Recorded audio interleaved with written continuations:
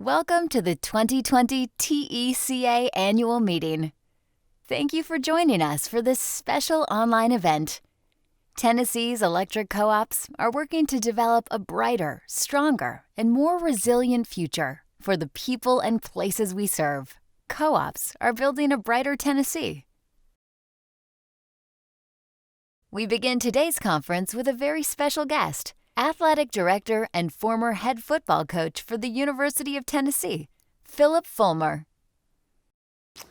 Hi, I'm Philip Fulmer, the Athletic Director at the University of Tennessee, formerly the head coach at the University of Tennessee, and actually formerly before that, assistant coach, and even go back to when none of you were really born. I was a player here, so I have lots of history here at the university that I'm very proud of.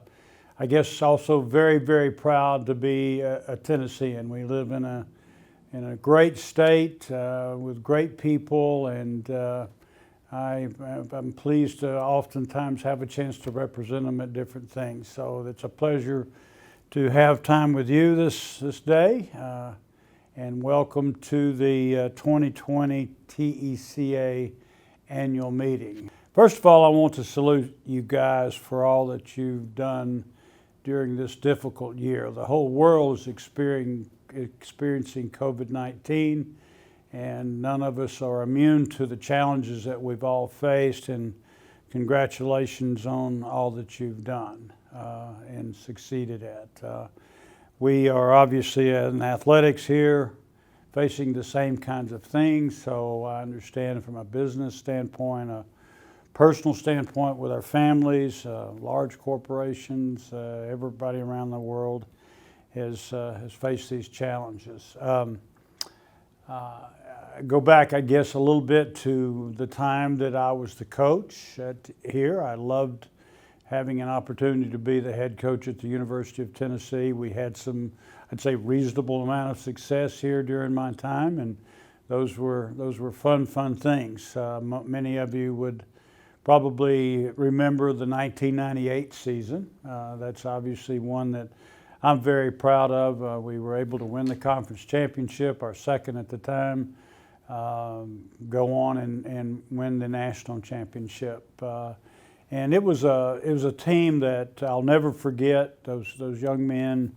Actually, on the '97 team, the year before, we had lost 12 starters to the National Football League, including three first rounders. Including in that was the one and only Peyton Manning. And honestly, we were picked third in the East going into the '98 national championship season. And those kids took a challenge, much like what all we're going through here right now with COVID. They took the challenge that they were going to reach expectations that they had for themselves. They were going to work really, really hard. We'd lost maybe the best player in the country in Peyton Manning. We were going to, by gosh, replace him and get it done. Not many people gave us a chance to do that, and I'm very, very proud of that team. But you know, the '98 championship is as special as it was and still is. It's not my favorite team. I often get asked who would be my favorite football team. And my favorite team, as I look back at my career, and this goes to make a point to you as we're talking today, was the 1994 Tennessee football team. And in '93, to give you a little background, '93 we had lost Heath Shuler, runner-up for the Heisman Trophy, great player. We had set all kinds of offensive records. That '93 team still holds a lot of offensive records, and it was interesting because it wasn't necessarily because we tried to do that. We felt like we had to do that because of our defense was so bad. We had to score every time we had the ball practically, and we weren't trying to make first downs with that team. We were trying to score touchdowns every time down, and we had great success. And Heath Shuler decides to leave for pro football. I guess I used to say 19 million good reasons to leave, you know, with the dollars that he was able to make. And people kind of didn't think we were going to be very good because we'd lost again, a great player in Heath Schuler and some other really good players. But Jerry Colquitt was a young man that was the backup quarterback, and it was really close to whether it was going to be Heath or Jerry, and Heath won the job, and obviously, as I said, went on and won the run-up for the Heisman Trophy. And Jerry stayed with us, worked really hard, and all of a sudden it was his time in '94. And we're opening the college football season on national television against UCLA in the Rose Bowl. Now, you don't think this young head coach was excited about taking that team out there and playing on a Thursday night to open the college football season? I was, and Jerry Colquitt was our leader and had bonded the team, and everybody was working really great together, and we expected to have an exceptional season. 7th play of the UCLA game, Jerry Colquitt tears his knee up. It's one of the saddest things I've ever seen in sports, and bring him back to the bench. We sat over there and cried together for almost a quarter. We got to get into the game. Todd Helton, who was our backup quarterback, did a great job bringing us back, but we ended up losing the game 26-24. Interestingly enough, Peyton Manning played a little bit in that game, and Brandon Stewart, because I knew the freshmen eventually would have to be our guys. Todd helped us to a big win that next week over Georgia. We won that game handedly, ran the ball 73 times through 13 passes, actually completed one of them, which was pretty exciting. But we beat Georgia pretty handedly, but we had some other injuries in that game. Go to Florida, they beat us, and then we go to Mississippi State and had Todd gets nicked, and so he can't play. Freshmen have to play. We have 5 turnovers, and we lose to a very average Mississippi State team, and we're 1-3. And I can assure you, you do not want to be the head coach at Tennessee and be 1-3. It was no fun at all. But we'd kind of come to a crossroads. And challenges can be opportunities, and that's one that something I really truly believe in. And coming out of that team proved that fact to be true. We won 7 of the next 8 ball games, including the bowl game.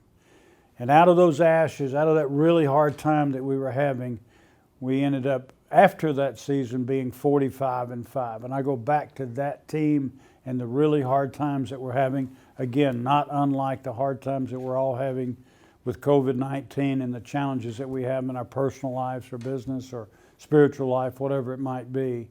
Those challenges can be opportunities. That's my favorite team, as I tell people and get asked. We have a couple of other principles that I think are really important.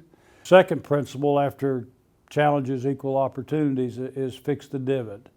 I'm sure some of you, a lot of you probably play golf. If you hit a good 9-iron into the green, it goes really high and hits on the green and makes a little place in the green. Hopefully it rolls toward the hole. Mine seems to roll off too many times, but hopefully it rolls toward the hole. And if you come behind that and you take the little tool and you fix that divot, and the sun comes out and the rain comes out, and in a couple of days you don't even know that divot is there.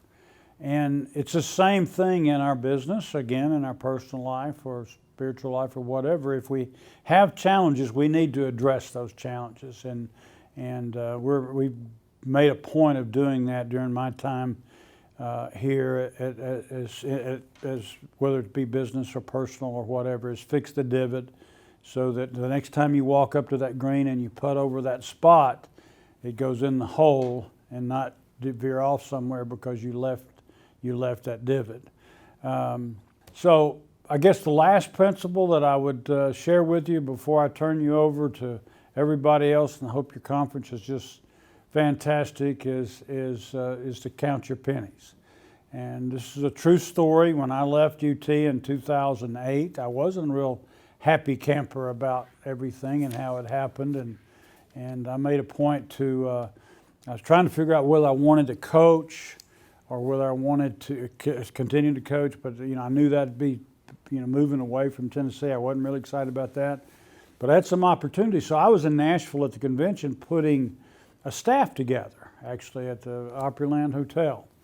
And I ran into a great friend of mine who had gone through a similar thing before, and he came up and put his arm around me and said, "Hey, I've been looking for you. Let's go sit down and have a cup of coffee." So we go into this almost empty restaurant at the Opryland Hotel very early in the morning, and I've got all these plans to see all these coaches because I may take this job, and I needed to have a good staff.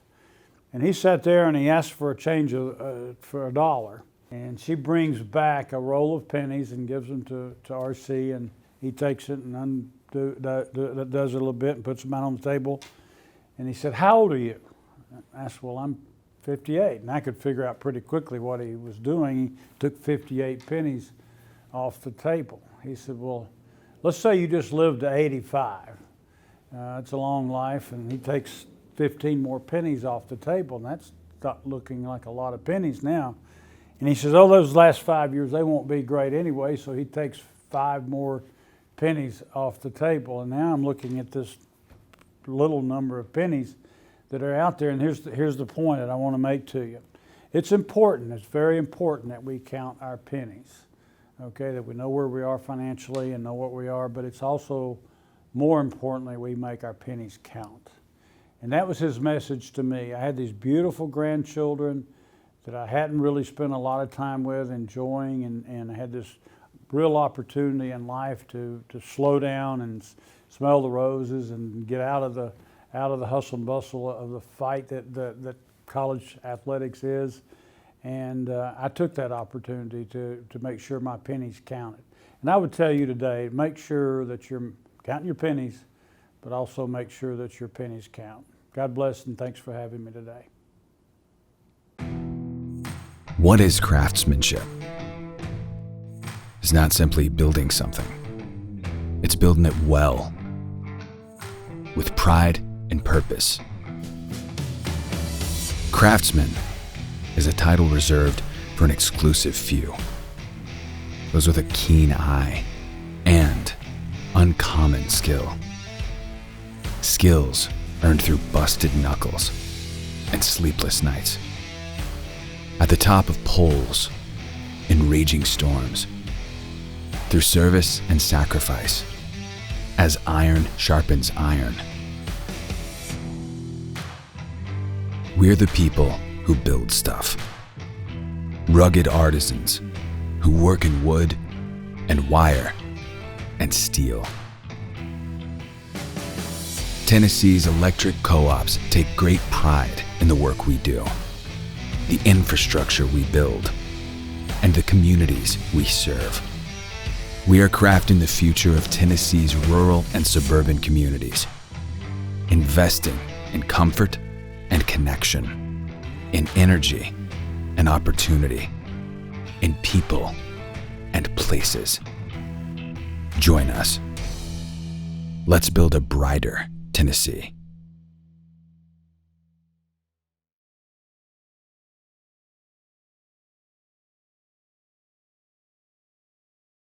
We are pleased to welcome Kevin Murphy, CEO of Southwest Tennessee Electric and Board Chair of the Tennessee Electric Cooperative Association, and David Callis, Executive Vice President and General Manager for TECA. Welcome to the 2020 TECA annual meeting. We're at Radnor Lake State Natural Area, not too far from TECA's office here in Nashville. In fact, I sometimes come here to walk a few miles and really to clear my mind. It is one of the state's most beautiful natural areas. But Radnor Lake isn't natural. It was built by the Louisville and Nashville Railroad Company in 1914. The railroad needed a reliable supply of water for steam locomotives at Radnor Yards, the large switching station located just behind our current offices on Sidco Drive. Radnor Lake was the answer, and in 1919, 1 million gallons of water each day began flowing from here to Radnor Yards. As Radnor Lake filled and water flowed to steam engines, something unexpected happened.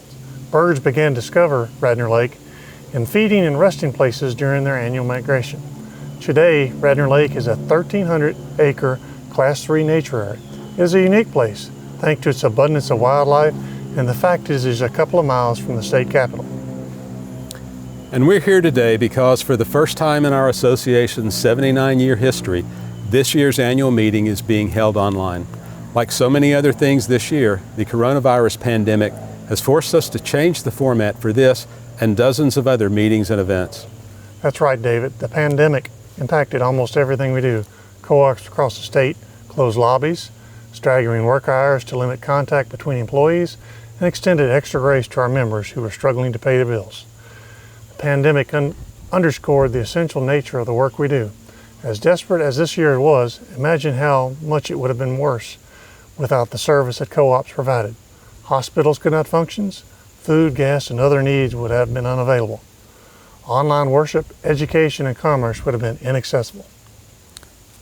As so much of the country shut down, co-ops went to work. Our communities truly depend on the work that we do and the energy that we provide. So to each co-op employee who stepped up and did what needed to be done this year, possibly putting the well-being of yourself and your family at risk in the process, we salute you. In a time of darkness and fear, our employees provided hope, comfort, connection, and light when it was needed most. Despite these uncertainties, it is safe to say that Tennessee's future looks bright, and the work we do will play an important role in that. Co-ops are building a brighter Tennessee. Tennessee's future is bright thanks to the investment that co-ops are making in energy infrastructure. North America's power grid has been called the most complex machine ever built. And from July 2019 to June of this year, electric co-ops in Tennessee invested $155 million in the distribution grid. 84 of the state's 95 counties lie in the shadow of co-op lines, and we kept the lights on 99.94% of the time. Those are impressive numbers. Even more impressive, we did this while protecting the pocketbooks of our members. Co-op residential energy rates in Tennessee are 17% below the national average. Tennessee's electric co-ops are building a grid that meets the current needs of our members while also preparing for the energy needs they'll have in the future. Technologies like distributed generation and electric vehicles are becoming more and more common. In fact, LMC Automotive predicts that electric vehicles will represent 25% of the market in 2030, and that's only 9 years away. Regardless of what lies ahead, electric co-ops are building a robust and resilient grid, and the future of Tennessee is brighter because of it. Co-ops are building a brighter future for Tennessee thanks to our investments in broadband. Imagine this year without work from home, church from home, school from home, shopping from home. The pandemic has validated something that co-ops have said for a decade. Broadband is an essential for our rural and suburban communities. Today, 14 of Tennessee's electric co-ops have launched broadband projects. Once completed, these projects will provide broadband to nearly 800,000 homes and businesses. Co-ops have also demonstrated their ability to maximize state and federal money. For every dollar of grant money received, Tennessee co-ops have invested $15 of their own money. The multiplier means that Tennessee electrical co-ops are stretching their grant funds further to have greatest impact on people and the communities that we serve. The future of our state is just a little bit brighter thanks to the investments of the co-ops are making in broadband. The future of Tennessee will be in good hands thanks to the contributions that co-ops make to prepare the next generation of community leaders. The leaders watching this program today won't always be around, and we're duty-bound to educate and equip young people to tackle the challenges and opportunities our communities will face. 4-H Electric Camp encourages middle schoolers to take an interest in STEM, science, technology, engineering, and math. The Youth Leadership Summit helps high schoolers to hone their leadership skills and develop a deeper understanding of state government. And the Washington Youth Tour gives high schoolers a once-in-a-lifetime opportunity to learn about history, public policy, and electric co-ops. That's right, David. Later in this program, we'll hear from Joey Smith, a young man who went on the youth tour with my co-op, Southwest Tennessee EMC. His youth tour experience sparked interest in the politics that resulted in an extraordinary career serving our nation in various ways, including a recent stint as Director of Operations for the U.S. Treasury Department. All of this started with STEMC and the Washington Youth Tour. Even though many of our youth programs this year were impacted by the pandemic, we should all recommit to our support of these efforts. The value these programs provide are crucial to the communities we serve, whether it's a scholarship, a poster contest, or a trip to our nation's capital, the future of Tennessee is bright because of the young people we encourage and support through our youth programs. Finally, the future of Tennessee is as bright as a result of the investments we make in the communities that we serve. As you know, all co-ops abide by the set of guiding principles, the seventh of which is concern for the community. We demonstrate concern for the communities we serve through the safe and reliable delivery of energy, but our members expect more, and quite frankly, we should too. The success of our co-ops depend on the success of the communities we serve. Showing concern for community is a sound investment that benefits the people and places we serve, but is the benefits for our co-ops as well.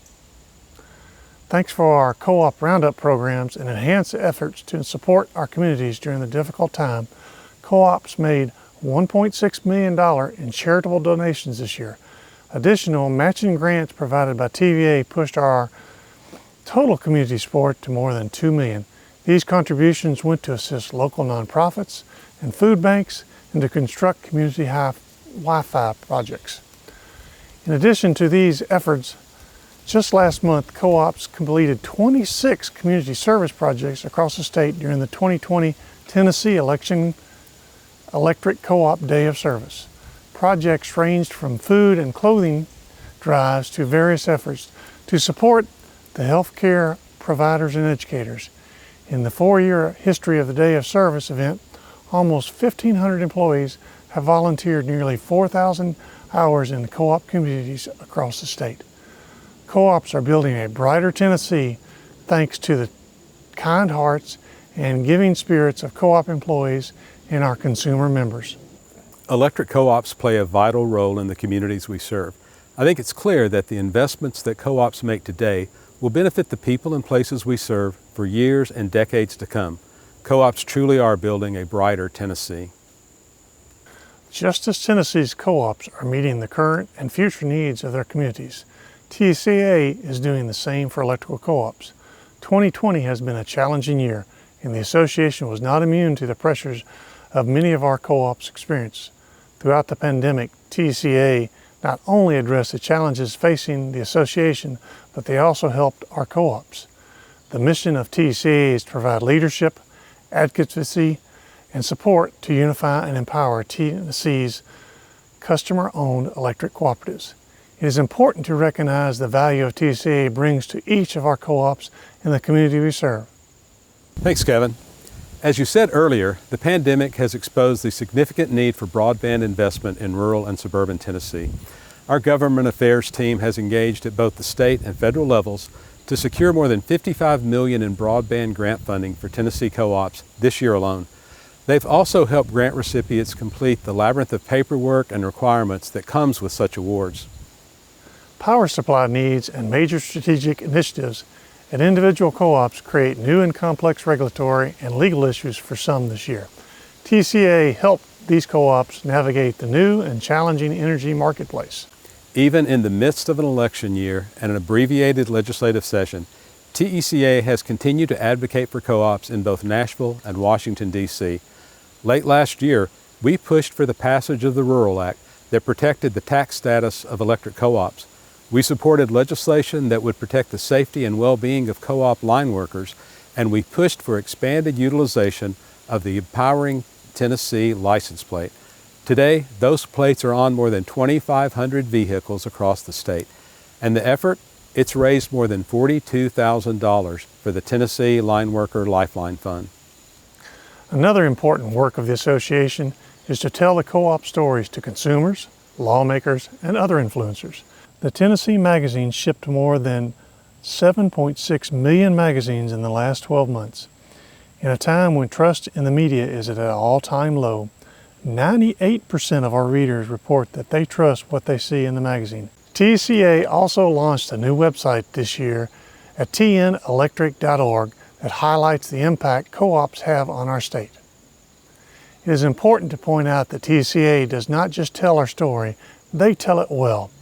In 2020, the TECA communication staff has honored with multiple awards, including Best Total Communications Program from NRECA and Photographer of the Year from the Cooperative Communications Association. Reputations are built in years, but lost in minutes. TECA takes seriously our work to build and protect the reputation of co-ops in Tennessee. We monitor the activity of environmental and consumer advocacy groups and help co-ops respond to media and other inquiries. This year, TECA produced more than 500 pieces of content, articles, media releases, talking points, and social media posts to help co-ops build and protect their reputations. The weather certainly presents challenge this year as well. After a massive tornado ripped through Middle Tennessee on March 3rd, TCA coordinated assistance for the co-ops hit the hardest. TCA also coordinated out-of-state mutual aid for Gulf Coast after 2 hurricanes left thousands in the dark. More than 150 employees volunteered to assist with the restoration. Aid comes in many forms. The damage from the March tornado also included homes of 3 Middle Tennessee electrical employees and 1 Upper Cumberland electric employee. TCA established a fund to assist these employees and their families. Thanks to the generosity of co-op employees, vendors, partners, more than $70,000 was raised to help these members of the co-op family. Coordinating assistance during this time of need is one of the most valuable services that TCA provides. Thanks, Kevin. And we appreciate your leadership as board chairman this year. The TECA board sacrifices time with their families and their co-ops to serve the statewide association. Your input, feedback, and guidance helps the association better meet the needs of our members, and we're grateful for the board's service. Thank you, David, and thanks to the entire team at TCA for their great work during a challenging year. Since this year's meeting is not being held in person, the TCA Board of Directors approved emergency bylaws that allow us to hold a virtual election this year. A virtual meeting of voting delegates was held earlier this month, and 3 new directors were elected. Joining the TCA board this year will be Richard Locker, Tennessee Valley EC, Paul Thompson, manager at Tri-County EMC, Hugh Rogers, director at Tri-State EMC. We congratulate these new directors. In the 1950s, the use of diesel fuel contributed to the demise of steam-driven trains, and the Louisville and Nashville Railroad Company ended its use of Radnor Lake. The steam engine had laid the groundwork for our nation, but a better option came along. The world changed for railroads, and they adapted. There is no doubt that building involves risk. Maybe you invest in a new technology and it doesn't pan out, or maybe you invest in a proven technology, perhaps building a 700-acre lake for your steam locomotives, and a new technology comes along that makes it no longer necessary. Building is a risky endeavor. But not building also involves risk. Imagine how wildly different our nation would look if the railroads had determined that a transcontinental rail line was just too hard or too expensive. More importantly, and closer to home, imagine how different rural and suburban Tennessee would look if electric co-ops had not made significant, and some might say risky, investments in infrastructure. We are the people who build stuff. We build infrastructure. We build connections. We build hope and opportunity. Electric co-ops build a brighter Tennessee.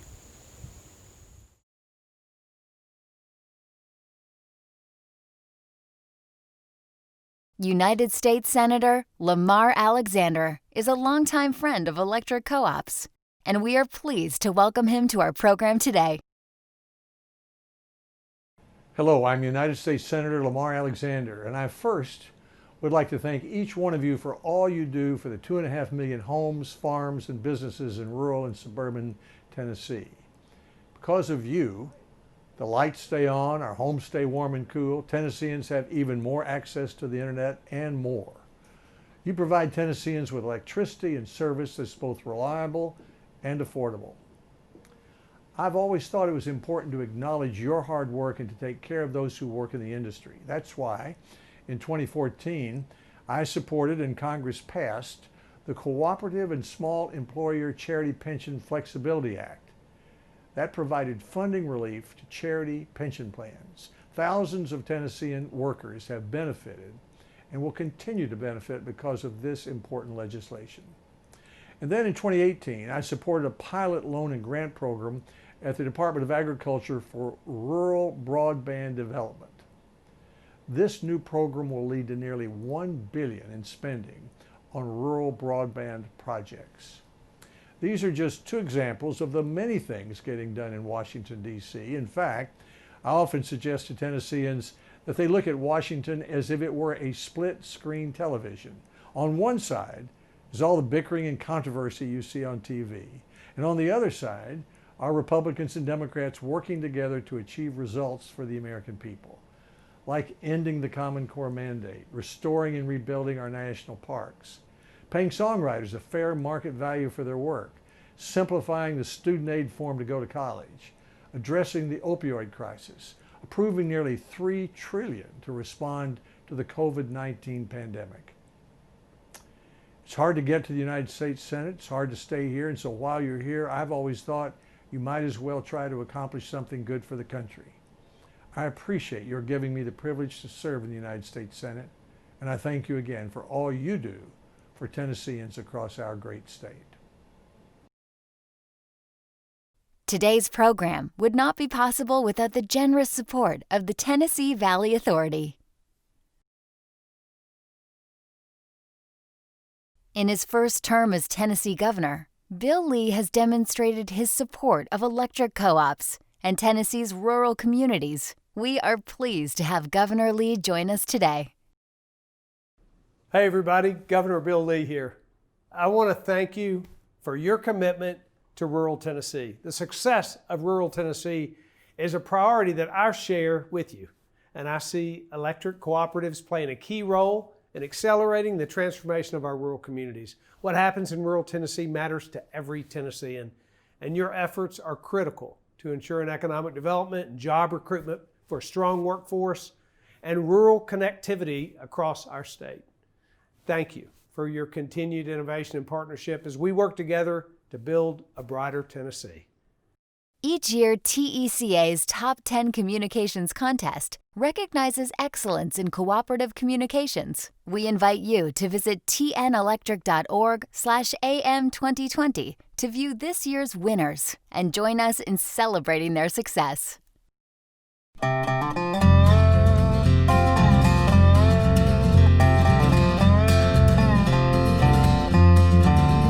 There's a place in Tennessee, and it's calling out to me. And no matter how far away I'll be, there's a place in Tennessee.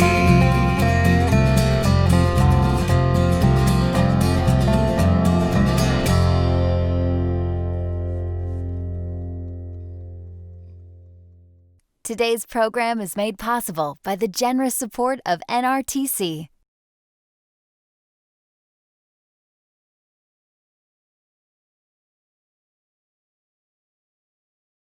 Kelsey Bizzell of Chickasaw Electric Cooperative is the 2020 winner of the $10,000 Cooperative Youth Ambassador Scholarship. Hey y'all, I'm Kelsey Bizzell from Chickasaw Electric Cooperative, and I received this year's $10,000 Cooperative Youth Ambassador Scholarship. I graduated from Rossville Christian Academy and currently a student at the University of Tennessee at Chattanooga. I plan on working in the health field, but am currently undecided. I just wanted to come on here and thank all the cooperatives for giving students the opportunity to take the Washington, D.C. trip and the chance to win scholarships to help us further our education. This trip is one I'll always remember and really appreciate. So thank you for all the support, and I wish you all the best. Bye. Today's program and the 2020 TECA app is powered by the ongoing support of CSA.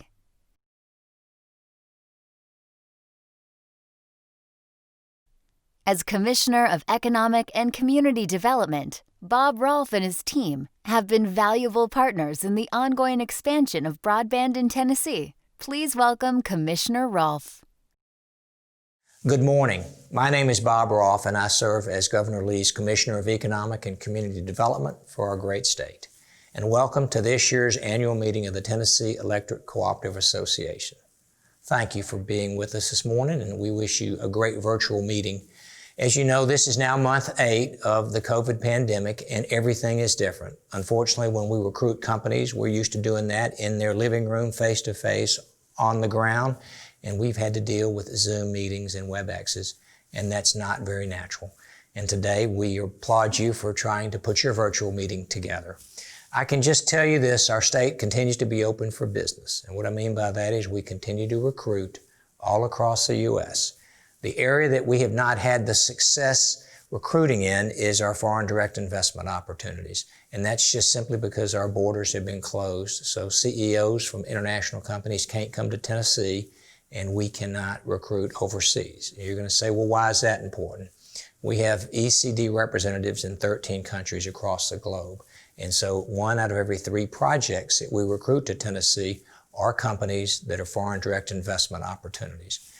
And so we're living in a different time, and thank goodness that we have good broadband. I know we have great broadband here in Nashville at the State Tower, but also we recognize the importance of broadband when it comes to education for our children. And then, of course, we think of the initiatives that we continue to undertake, and that is to light up as many homes outside of the major metropolitan areas, specifically in our more rural communities. We've been very fortunate with the state broadband accessibility grants. To date, about $44 million has been provided to the co-ops. Most of these grant recipients are co-ops. And then we think of the CARES Act, another $60 million. So over $100 million has been put forth to expand the broadband initiative. The great news is over 100,000 Tennesseans now will have access to broadband that would not have otherwise. When I think of the local leadership and I think of our local partnerships, at the end of the day, every project is competitive, and every project, it's important that that company coming to your community falls in love with your community and you as well. That's how we create a successful recruiting partnership. And so to our local communities and our co-ops, we thank you, because without electricity, broadband, and other utility assets, recruiting becomes a great challenge. And so we appreciate everything you guys are doing. We hope you have a great meeting and wish you a great 2020, the remaining 2 months that are left. Thanks so much and have a nice day. Cheers. TECA is grateful for the ongoing support of CoBank, who helped make today's program possible.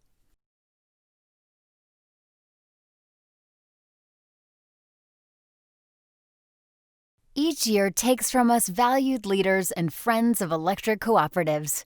We invite you to visit tnelectric.org/AM2020 and join us in paying tribute to those we have lost this year. Beth Durbin of Pickwick Electric Cooperative is the 2020 winner of a $3,000 McCarty Youth Tour Scholarship. Please welcome Beth. My name is Beth Durbin from Pickwick Electric Cooperative, and I'm honored to be the recipient of a $3,000 Robert McCarthy Memorial Scholarship for my short story, The Power to Be. I'm so excited to use this to further my education and obtain a degree in business so I can carry on my parents' small business. I would like to thank electric cooperatives for their support and generosity. It is their want to see young students like me succeed that drives our future. Thanks again. Support for today's program is provided by Logicom USA, and we're grateful for their ongoing partnership with TECA.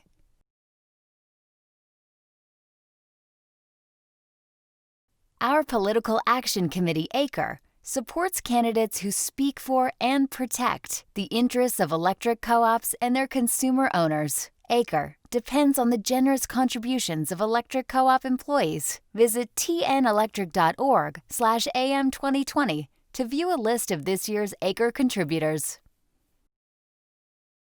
Jim Matheson serves as the CEO of the National Rural Electric Cooperative Association, and TECA is pleased to have Mr. Matheson join us today. Thanks so much for giving me the opportunity to provide a few comments at your annual meeting. It's a meeting I've attended in person in the past, and I've always enjoyed the program in Tennessee, and I look forward to coming back again when we return to in-person annual meetings. You know, this has been a fascinating experience this year. Tough experience in many ways, but also it's where co-ops have stepped up to the challenge because of the pandemic. The value of resilience is something that we've always talked about, but I think we've seen resilience in new ways this year. Because resilience, while at its core is about providing affordable and reliable power, we've seen co-ops now lean into the notion of resilience for communities as well. And the pandemic has created many opportunities where co-ops have filled in that role in the community to help people deal with some challenging circumstances. You know, we're going to learn from this. I think we're going to be better for it. And I know at NRECA we're looking at different ways to reach our membership. The virtual platforms have really expanded the opportunities for us to reach more people than we had in the past. For example, we've offered a lot of director training now online, and the response to that has been wildly successful. We post new training sessions for online, and they sell out within a day. And the good news is I think we're reaching some directors who in the past weren't able to go to our in-person trainings. So when we get past the pandemic and we return to in-person events, which I'm looking forward to, I know we're still going to take advantage of the virtual platform. We're going to have an expanded opportunity for all of our membership to engage in our education and training programs at NRECA, and I think that's really exciting. That's just one example of where we've learned to sort of stretch ourselves based on the challenges we faced during this pandemic. And it's something that I think is going to extend to other aspects of what we do in the cooperative community. Let me give you another example. We're strong in terms of public advocacy. We value our relationships with elected officials. But during the pandemic, we haven't been able to have those in-person meetings that are so critical in terms of those relationships. But you know what's happened. The elected officials still want to hear from their constituents, and we've taken advantage of that by having virtual discussions with those members, not just with our team here at NRECA, but with folks back home in the state from which the elected official comes. The co-ops have stepped up in that respect as well. And I think that represents a great way to expand our reach in the advocacy world. So again, when we go back to those in-person meetings, which we all value so much, we also know we have these other platforms in which to communicate our message, reach people in different ways, and be that much more effective on behalf of America's electric cooperatives. I'm confident that even when we go back to in-person meetings, we're also going to be having some level of hybrid component to those meetings where those who can't attend will be able to participate virtually. And I think that is all for the good because it allows more people within the cooperative community to participate and be part of the dialogue, part of the learning, and part of the discussion. Isn't that what we're really all about at the end of the day? We're this network of cooperatives across the country that serves each other. We communicate with each other, we share ideas. It's that cooperative principle about cooperation among cooperatives. We live it every day, but the pandemic has taught us new ways to apply that as we go forward. So that's the optimistic view I take of where we're going in the future. I know you share that. I hope you have a great annual meeting. As I said at the start, when you get back to in-person meetings, I look forward to coming and attending that meeting with you. Thanks so much. Today's program is made possible by the generous support of Federated Rural Electric Insurance Exchange. Safety is a critical component of the work we do. That's why we recognize co-ops who demonstrate their commitment to a safe work environment through the RESAP program. Visit tnelectric.org/AM2020 for a list of co-ops obtaining RESAP certification this year. Joey Smith has had an impressive career in politics, but it all began in 2001 as a Washington Youth Tour delegate from Tennessee. Please welcome Joey Smith. Hi, my name is Joey Smith. I'm from Henderson, Tennessee originally, currently live in Alexandria, Virginia, and I'm a Washington Youth Tour alum from 2001 where I represented Chester County High School in traveling to Washington, D.C. and participating in the program. The Washington Youth Tour granted me an experience that was quite unexpected, to be honest. Where I was required to submit a short story in order to complete the participation box in the contest submission. And come to find out, I would go on to be selected to represent my school. And I still at that point really was not quite sure what to expect out of the program, out of the people that I would be traveling alongside, representing their school in the state association. But went forward with it with an open mind and just looking, quite frankly, to enjoy a free trip to Washington. Come to find out, the youth tour granted the opportunity to tour these historic places like the United States Capitol, to go to Arlington National Cemetery, Washington National Cathedral, the White House, other significant venues throughout this city that really piqued my interest in government, how laws were made, how policy was developed. So much so that when I graduated high school and went to college, I wanted to pursue a bachelor's degree in political science. Still was not quite sure what that would lead to or where I would go from there, but still had this interest that was started from the Washington Youth Tour experience that was really drawing me back to Washington, D.C. At the end of college, I accepted an internship in the White House, and from there, that really jump-started my career to where right after graduating college, I moved right back to D.C. And worked in the Bush administration. In doing so, I worked for the Secretary of the Interior. I did White House Presidential Advance, which is traveling on behalf of the President of the United States around the world to coordinate the logistics and operations behind moving the President from point A to point B.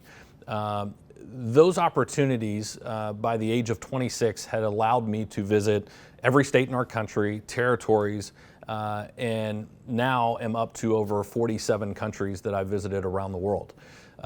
Since the start of my career working in the administration, have then transitioned into politics and presidential campaigns, having worked at the Republican National Committee, supporting congressional campaigns around the country, Senate campaigns and governor's campaigns. In 2012, working on the presidential campaign, traveling all around the country on behalf of one of our major party candidates. Really just allowed me to see and experience things that I in no way could have thought possible back to the time I was coming out of high school and going into college. And since then, I have just completed 3.5 years at the Department of Treasury, where I was Director of Operations and again led the operational coordination and support for the Office of the Secretary, and continued that engagement with senior government officials and coordination moving the department around the world and supporting the Secretary's priorities. And the reason I share all of this is to say, every bit of this, every bit of those opportunities, while they were great and just phenomenal experiences, they really all had a starting point back in 2001 when I was able to experience DC from a perspective that I just quite frankly never thought was possible. And it has really afforded me these incredible opportunities that I really think are available to anyone else that is willing to just step out and participate and take advantages of opportunities that are in front of them, such as the Washington Youth Tour experience. So I would encourage any high school junior that is required or not, if it is optional, really take time and invest effort into this opportunity because you never know. Like me, I never expected to win. I just thought I was checking a box. But if you are lucky enough to be selected, the opportunities or the new ideas that it might spark inside you for things that you might want to pursue career-wise down the road, I think it is just truly an invaluable experience. And for those cooperatives, like the one that sent me to Washington, Southwest Tennessee Electric, I really, really encourage you to continue investing in this program, investing in these students, and give them the opportunity to travel here and engage and experience, the federal government, the various monuments and museums around that can educate them in a way that they might not have experienced before. So I do want to thank you for giving me that opportunity 20 years ago, and look forward to the future that this program has as they continue to impact high school juniors around the state and around the country. We appreciate the support of CFC, a longtime friend of TECA and sponsor for today's keynote speaker. David Wasserman serves as House Editor for the Cook Political Report. As a nonpartisan data analyst, Mr. Wasserman routinely shares his insight of politics and elections on network TV. Please welcome TECA's David Callis to introduce our keynote speaker, David Wasserman. Hey, it's my pleasure to introduce Dave Wasserman, the U.S. House Editor and Senior Election Analyst for the nonpartisan Cook Political Report. Nate Silver of ESPN's 538 wrote, "Wasserman's knowledge of the nooks and crannies of political geography can make him seem like a local." And the Los Angeles Times has called Wasserman whip smart and a scrupulously nonpartisan analyst. His commentaries on elections have also been cited in publications like Politico, the New York Times, the Washington Post, the Wall Street Journal, and USA Today. In March 2019, the University of Chicago awarded David a Pritzker Fellowship to teach a seminar on congressional elections at its nationally renowned Institute of Politics. David is a graduate of the University of Virginia, who also wears orange, where he was awarded the Emmerich Wright Outstanding Thesis. In fall of 2016, David drew praise for his accurate pre-election analysis, including his piece, "How Trump Could Win the White House While Losing the Popular Vote," written 2 months before Election Day. David served as an analyst for the NBC News Election Night Decision Desk in 2020, 2018, 2016, 2012, and 2008, and has appeared on NBC Nightly News, ABC World News, Fox News, CNN, C-SPAN, and NPR, and in 2020 on Meet the Press following this most recent election. Ladies and gentlemen, Dave Wasserman. Thank you so much for that generous introduction, David. And that was excellent pronunciation, by the way, because I think there's a line in my bio that says I'm a scrupulously nonpartisan analyst.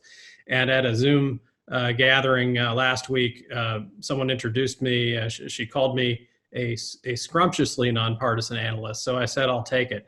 But it's wonderful to be back with a co-op crowd. I know there are tense feelings surrounding the election and its aftermath. So what I'm going to do is stick to the numbers today as best we see them, and talk a little bit about how we got to this point and where we may be headed in 2021 and beyond. And I'm going to examine some of the trends we saw at a granular level and what it might mean for policy moving forward, because the congressional election results have just as much bearing on what goes on in Washington as the presidential results to come. So I have a few slides to share, and I'm going to pull them up. And my title is 7 Takeaways from the 2020 Election. And of course, I want to leave as much time as we can for Q&A, because I know there are going to be a lot of questions. But I do want to offer just a few thoughts on what just transpired. And the number one question that I got all election year was, can we still trust the polls after what happened in 2016? And the verdict from 2020 is probably not. You know, in 2016, the final polling average had Hillary Clinton ahead of Donald Trump, whether you went to Real Clear Politics or 538.com, some of the top polling aggregators out there, they had her ahead by between 3.5 and 4 points. And, you know, that wasn't actually historically that large a polling error, because Hillary Clinton did win the popular vote that year by 2.1%. But the state level polls basically caused the media and most of the punditocracy to declare that Hillary Clinton would win the Electoral College, when in fact Donald Trump had a very efficiently distributed coalition for being able to win the Great Lakes states by narrow margins, Michigan, Pennsylvania, Wisconsin, winning Florida by a narrow margin, and being able to win the Electoral College with 306 electoral votes. Well, this time around, Joe Biden had a lead over Donald Trump that was much larger than Hillary Clinton's was for most of the year. And by the end of it, it was apparent that Biden's lead had been much more stable than Clinton's. You know, the polling chart from 2016 on the left looks like an EKG, whereas the one on the right, it looks like, you know, pretty clear verdict of public opinion. And in the average on realclearpolitics.com, Biden went into Election Day with a 7.1% lead. On 538, he went in with an 8.3% lead.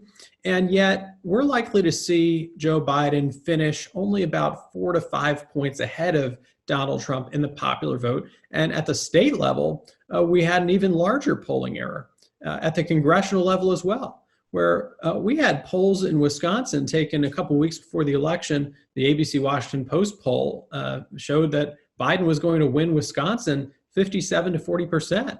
Well, Biden ended up winning Wisconsin by 0.6%. And we saw polling errors that were, you know, in the 7 to 10 point range across Pennsylvania and Michigan and even Ohio, Florida. So look, we have to grapple with this as an analytical industry. This has implications beyond politics, because I don't think we can trust the old model of telephone surveys that even if they include cell phone samples or online supplements. And there was a research paper that was published in the middle of 2020 that I kind of filed away and said, you know what, if the polls are really wrong this time, or if they're even worse than 2016, I'm going to bring this study back up. And the premise was, it was a sociological research study to try and analyze the kinds of people who do not respond to surveys. And what they found was that people who were less likely to answer surveys were highly correlated with lower levels of social and institutional trust and higher levels of support for the president. And so I think it is a very probable hypothesis that the non-response bias in surveys these days produces a sample that is more Democratic leaning, more college educated than the population as a whole. And in retrospect, that was a bit of a blind spot. Now, the second takeaway, and by the way, I think the polling industry, we're likely to see a good chunk of it move online, because I don't see how a lot of the more expensive telephone survey houses like Quinnipiac or the major networks who conducted surveys all year long, I'm not sure that they can stay in business at this rate. The second takeaway is that President Trump hurt himself quite a bit throughout 2020, but he ended up helping down ballot Republicans. Remember at the Republican National Convention when President Trump settled on a message that Joe Biden was a Trojan horse for the radical left Democrats and AOC and Nancy Pelosi and all the rest of it. Well, I think in retrospect, the message a lot of voters took from that was that Joe Biden, you know, he must not be that bad of a guy, but the Democrats in Congress, man, they're about to drive the country off a socialist cliff. And when we look back on the year, there were multiple points at which President Trump could have done things differently. Had he backed up public health experts from the beginning of the COVID crisis, rather than holding conferences in which he was talking about injecting bleach and so forth, if he had simply started distributing MAGA masks from the beginning, I think he would have been in a much better place politically than he ended up. And Joe Biden, for the most part, did a masterful job of allowing his opponent to remain in the spotlight and allowing his opponent to self-destruct. Joe Biden had much higher favorability ratings than Hillary Clinton had entering the 2016 election. And he allowed, for the most part, the election to be a referendum on Trump.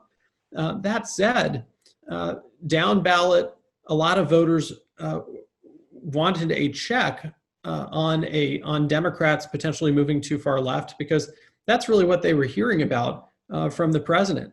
And so while voters were sympathetic to Trump's policy arguments, they were uncomfortable with his temperament. I think that especially applied to women.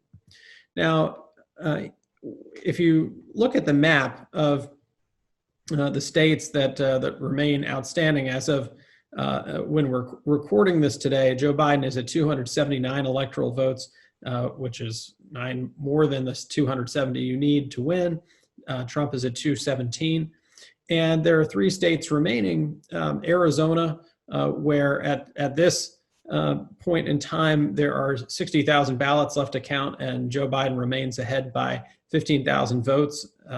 In Georgia, where Joe Biden, at least today, is ahead by 12,000 votes out of about 5 million cast, and there aren't very many overseas and military ballots left to count, likely less than 6,000.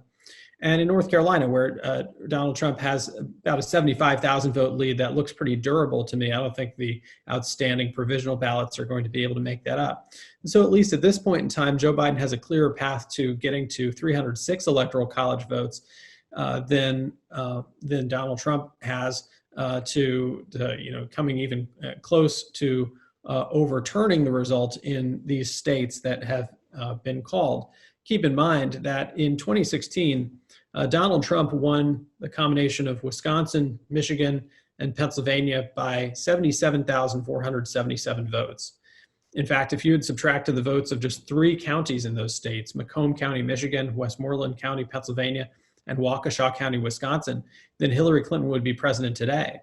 But Joe Biden won those states by combined more than 250,000 votes. And so it's an order of magnitude greater than what we saw President Trump win these states by in 2016.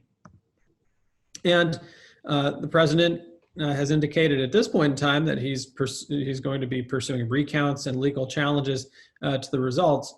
But the president would need to convince courts to overturn or invalidate election results in multiple states, probably 3 states, to actually change the outcome of this election in the Electoral College.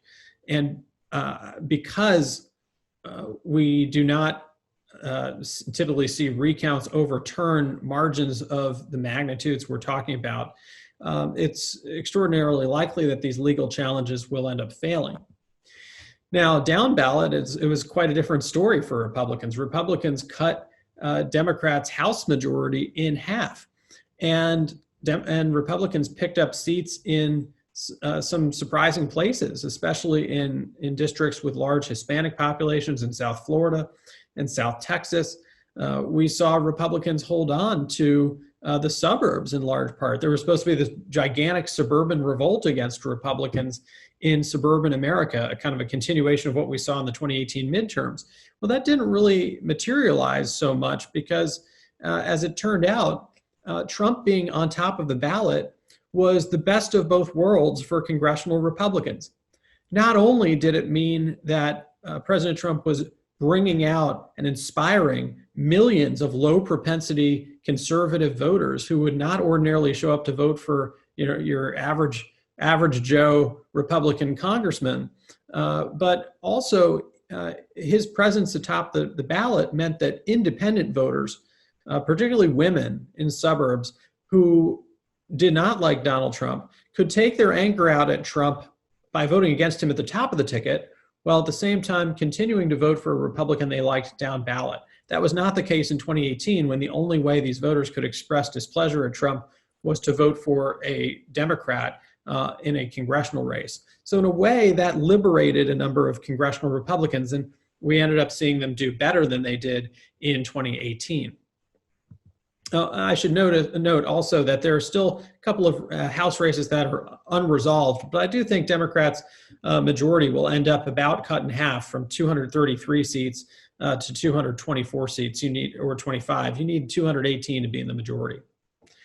The third takeaway is that for all we've been through as a country over the last year or so, between a pandemic and some of the racial unrest that we've seen, the Supreme Court fight, and the impeachment saga, which we tend to forget about. But after all of these seismic events in our politics, very little changed with regard to voting preferences on the map. There were small changes, of course, that led to a big turnaround in the Electoral College. But the shifts from place to place were really not that big, or at least not as big as pollsters thought they would be. And that's mostly because Americans are kind of locked into much different camps. I just want to highlight a sampling of survey data that was taken in the month before the election to highlight just how differently Democrats and Republicans view some of the top issues confronting the country. The NBC News Wall Street Journal poll asked, do you believe the COVID situation in the US is out of control as opposed to under control? Well, 59% said out of control, including 95% of Democrats, but just 23% of Republicans. How about, are you at least somewhat confident it's safe for K-12 schools in your state to reopen? Overall, 36% said yes, including 16% of Democrats and 70% of Republicans. How about, do you trust CDC scientists or President Trump more for information on COVID? Well, 70% overall said they trusted CDC scientists as opposed to the president, including, not surprisingly, 97% of Democrats, but just 36% of Republicans.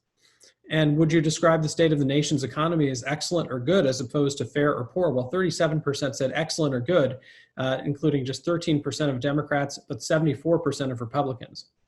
And how about, do you strongly or somewhat support the Black Lives Matter movement? Well, overall, 53% said at least somewhat, including 89% of Democrats and 12% of Republicans. Now, of course, given what we know about the polling now, feel free to add or subtract 6 points to get to what you think the true value is. But then again, that doesn't cover the huge partisan spreads that we're seeing between Democrats and Republicans on these questions.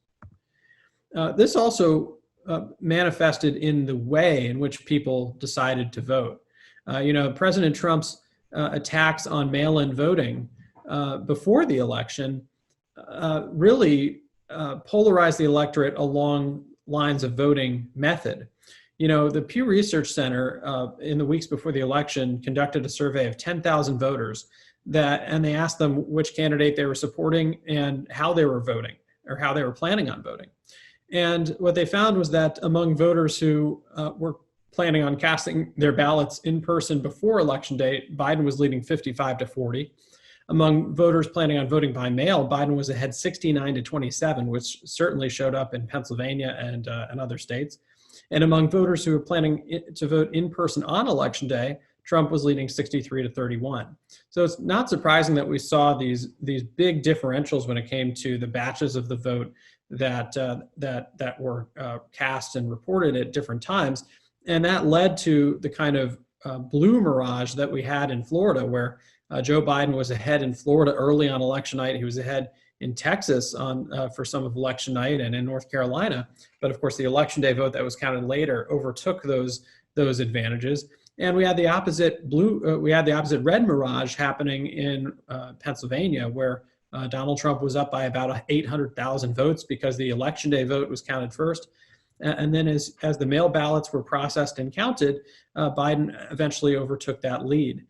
This is simply a matter of the order in which states and counties were counting ballots.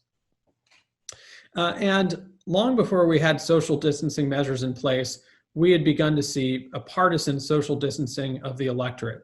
And for all of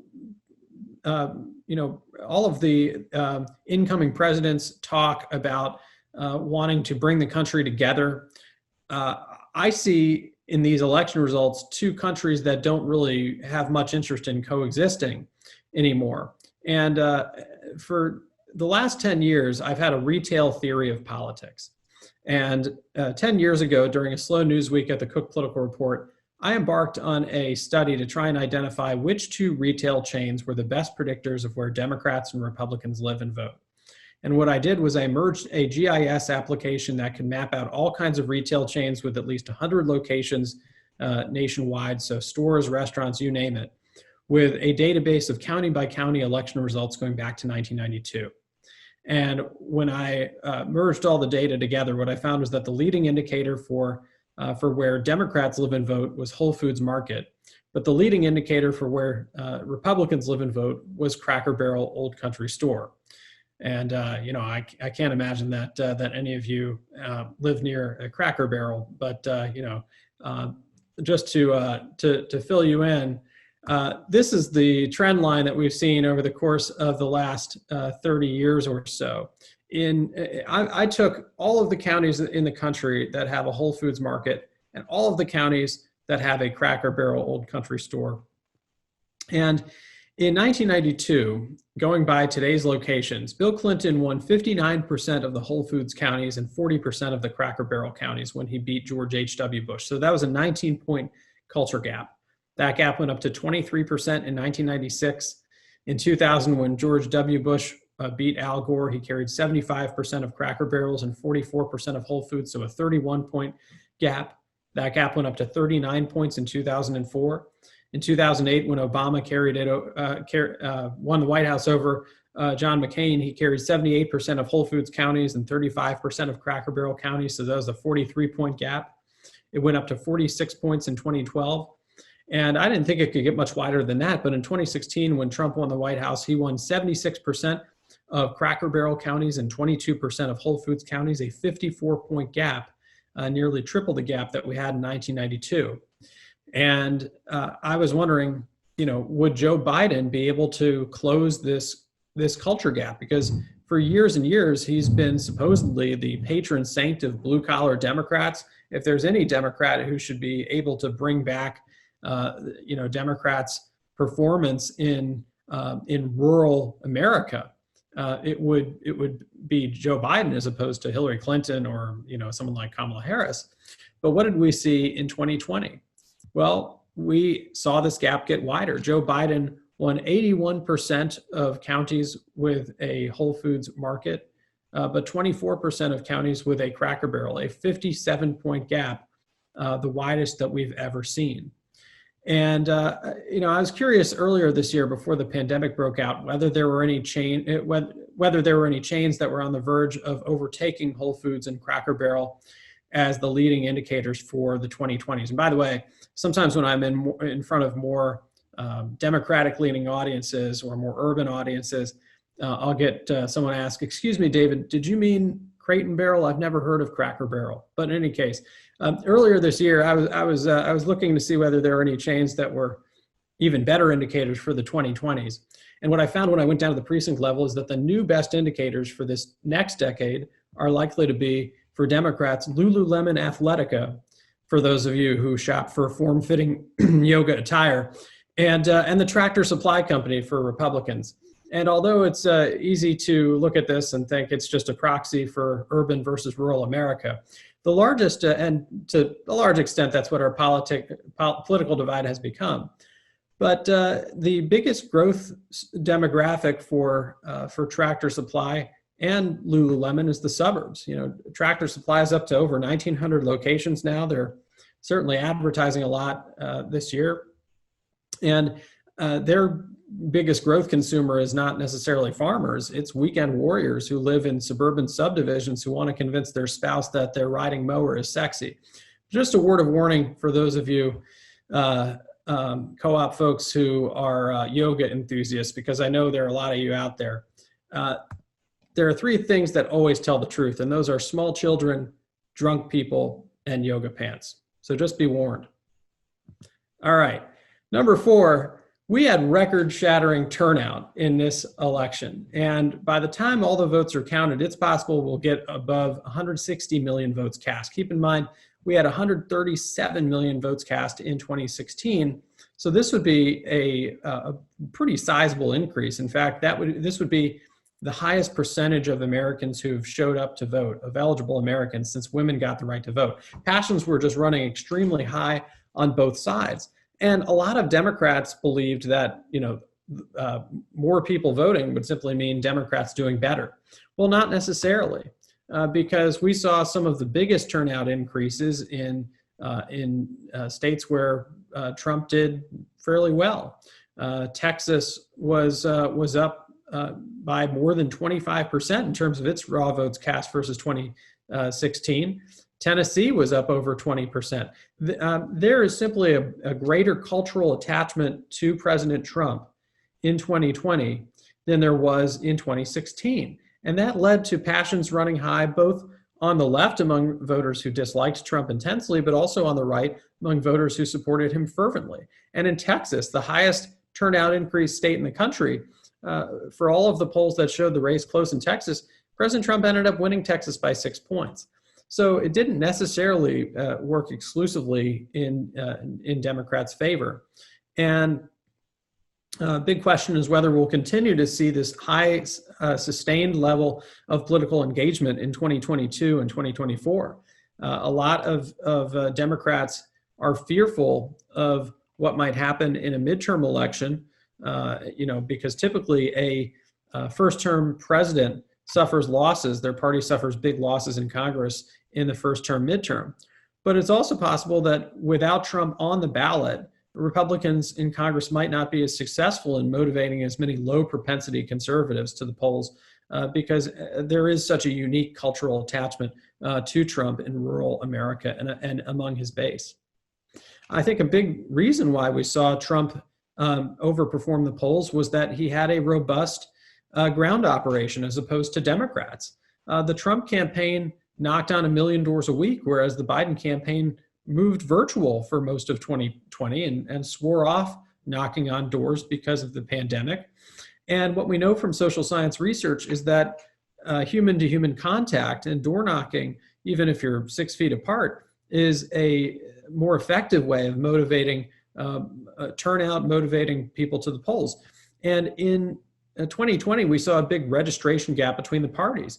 Because Republicans in places like Florida were really pounding the pavement, they out-registered Democrats by 2 to 1 in 2020, as opposed to 2016 or 2012, when the parties registered roughly the same number of new voters. And so this could be one durable, improvement for Republicans that allows them to be successful in states like Florida in years to come, because they've added new voters to the rolls. The fifth takeaway is that we saw a huge swing towards Trump among Hispanic voters.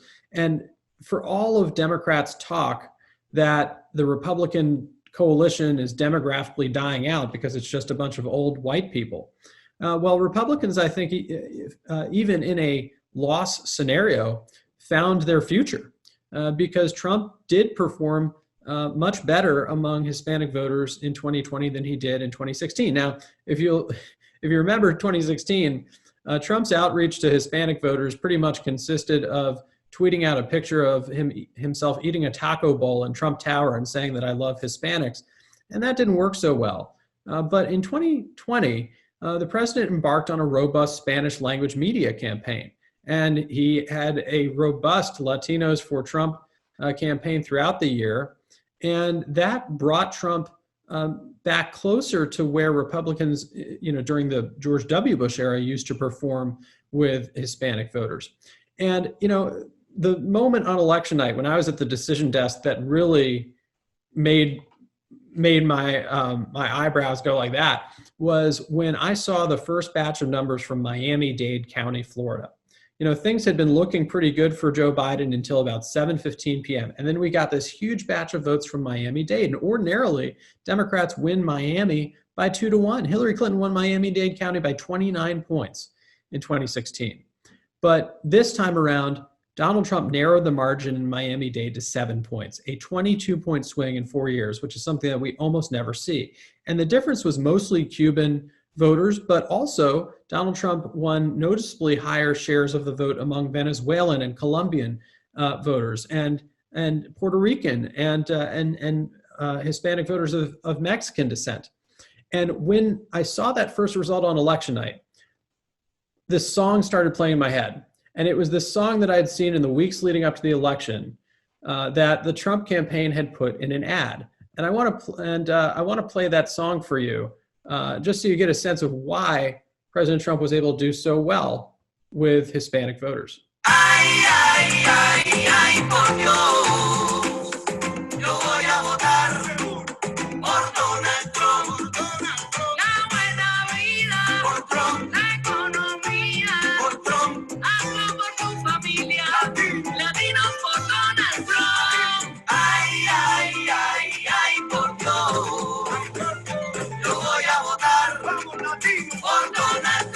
I'm Donald Trump, and I approve this message. I'm telling you guys, this song was in my head for at least a week after the election. And, you know, I'm a nonpartisan analyst, but it was catchy, and it was stuck in my head for pretty much the entire election night. Now I'm going to play you Joe Biden's version of his Latin outreach because he also put out a song in an ad. But see this ad for yourself.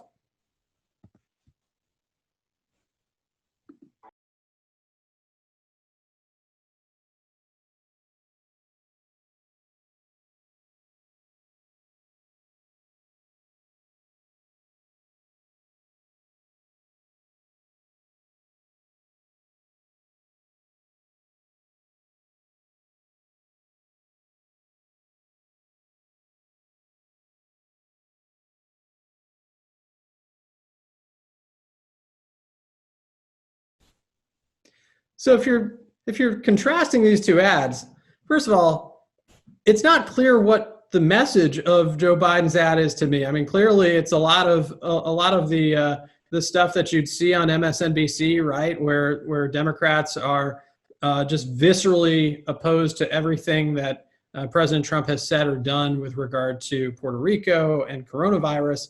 But what ad would someone share on WhatsApp? What ad would go viral? And throughout South Florida and South Texas, it was the Latinos for Trump ad with pictures of people having a great time. And, you know, they're having a barbecue and they're hanging out with family. That's what voters have been yearning for throughout 2020. And that was what was successful for Donald Trump in expanding his appeal. Now, I just want to share with you a quick map of the results from this election.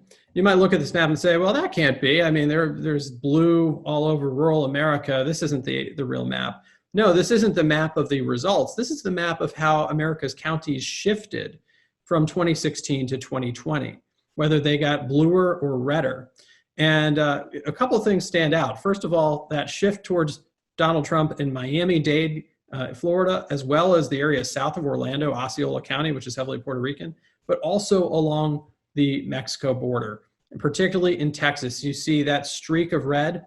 Well, there were counties along the Mexico border that Hillary Clinton had won by over 30 points that Donald Trump carried in 2020. Just a mammoth switch in support, the likes of which we almost never see in politics. And you can also see to some extent that Donald Trump did better among Mormons than he did 4 years ago. They consolidated behind him. And we also still are missing a lot of the mail-in ballots in New York, and I expect New York to become much bluer once we get those in. It's number 6. Democrats' Senate strategy really fell flat in this election. Democrats expected that they would pick up the Senate, and yet right now there are 50 Republican senators, 48 Democrats, and we're headed for 2 runoffs in Georgia. And Republicans picked up, no surprise, the Senate seat in Alabama, where Tommy Tuberville is the new senator-elect. Democrats picked up seats in Arizona and Colorado by defeating Martha McSally and Cory Gardner. So essentially that got them from 47 to 48. But they were hoping to do much better. And there is technically still a chance that Democrats can capture the majority by getting a Senate tie in the 2 Georgia runoffs, which are scheduled for January 5th. Now, these races are going to be flashpoints for national attention and money, but I give Republicans the initial advantage in both of these races. And Democrats probably have their better opportunity against appointed Senator Kelly Loeffler than they have against Republican Senator David Perdue. And Loeffler is a more polarizing personality in the Atlanta suburbs. She had a stock sell-off scandal earlier this year that Democratic pastor Raphael Warnock will seek to exploit. But in Georgia, we typically see runoffs feature a whiter electorate than the regularly scheduled election. And it's also possible that we'll see President Trump campaign in Georgia to try and energize and get out the Republican vote in the state, even if he has lost it narrowly. But Democrats were sorely disappointed by their losses in a variety of other states, including Montana, Iowa, South Carolina, North Carolina, and Maine. I mean, Democrats really thought they were going to unseat Tom Tillis in North Carolina and Susan Collins in Maine. And in retrospect, Democrats' strategy, whenever they saw a shiny object or a Republican that they disliked intensely in a purple or red state, was to flood the zone with a lot of out-of-state cash. And it ended up playing into Republicans' hands because in the final weeks of the campaign in these states, Republicans were able to drive the narrative that their Democratic opponents were puppets of Chuck Schumer and out-of-state special interest money from California and New York, who were essentially invading their states. And I think that was especially harmful to Democrats in Maine and North Carolina. Number 7, DC could actually be a moderate's dream in 2021. Although this isn't the outcome that Democrats were hoping for entirely, because of course Republicans are still likely to control the Senate. This isn't the worst possible outcome for Joe Biden, because a Republican Senate frees him from the pressure that he might be under from the left to move the country in a more leftward or progressive direction. And I don't think that's pressure that Joe Biden ever really had much interest in dealing with.